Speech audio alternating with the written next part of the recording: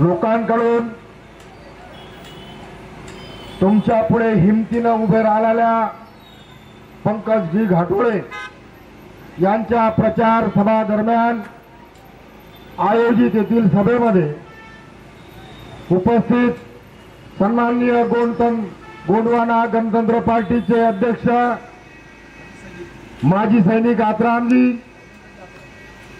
त्याचप्रमाणे त्या तालुक्याचे अध्यक्ष संजय भाऊ राऊत, उमेदवार पंकजी घाटोळे, पक्षाचे कार्यकर्ते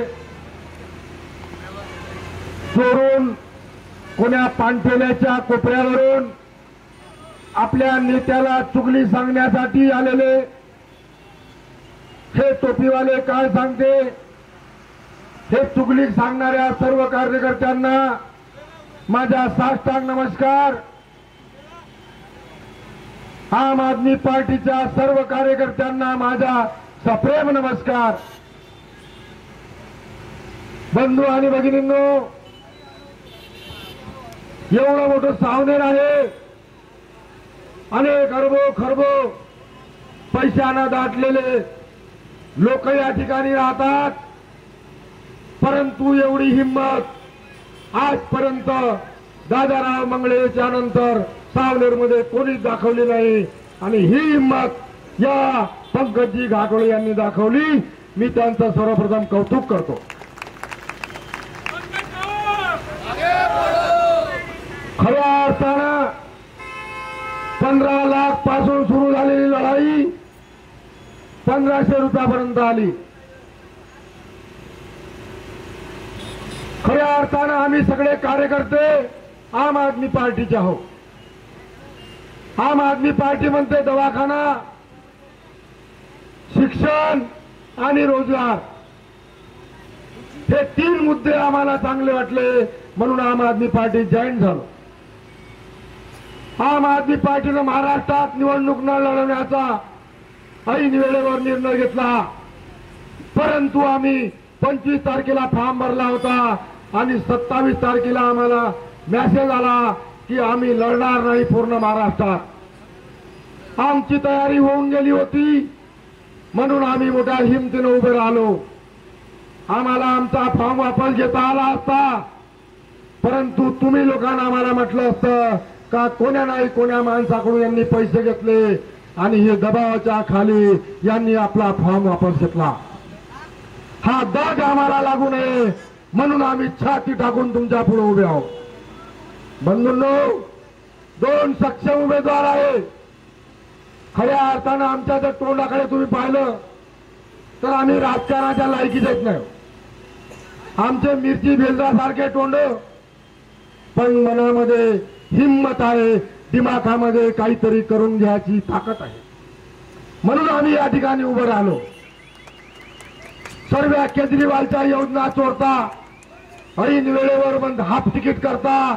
अरे तिकीट जर तुम्हाला हाफ तिकीट करायची आहे तर ज्या दिवशी आपण सरकार स्थापन केली त्या दिवशीपासून तिकीट हाफ करायला पाहिजे होती, तर म्हणलं सर खरे तुम्ही बच्चे आहात। परंतु ऐन वेळेवर 6 महिने वर्षभर राहते तेव्हा तुम्ही योजना आणता हाफ तिकीट, अरे फुल तिकीट करा, बायाला पूर्ण माफ करा, तर तुम्ही म्हणू का खरे एका बापाची औलाद आहात। 2-2, 3-3 दिवस या ऑटोवाल्याचे नंबर लागत नाही।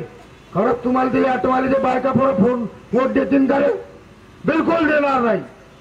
या ऑटोवाल्यांना लक्षात ठेवा, हेच होय तुम्हाला देशोधडीला आणणारे, एकही वोट यांना देऊ नका।